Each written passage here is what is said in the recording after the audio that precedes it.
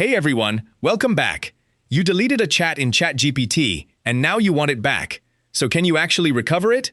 I'm going to give you the straight answer, and then the thing you should be doing instead, which does bring your chats back.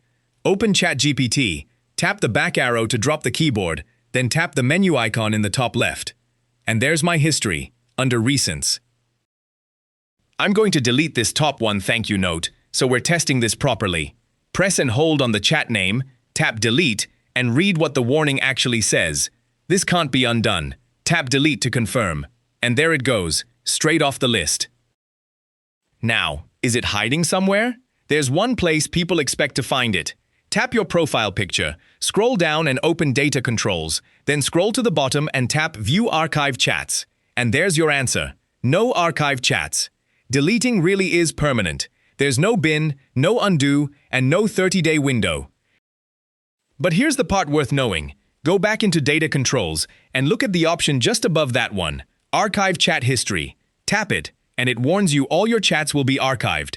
Tap Archive Chat History. ChatGPT drops you back to a fresh screen, and if you open the menu now, Recents is completely empty.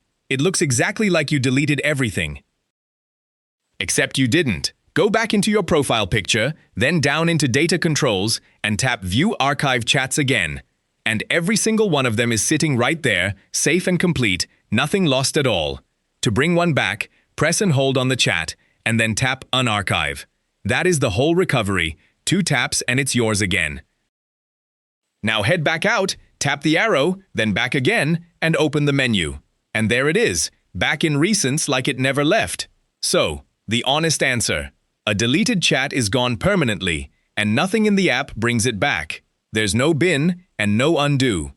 But if you just want a chat out of your list, archive it instead of deleting it, because archived chats can be unarchived anytime you like. That's the recovery you actually get.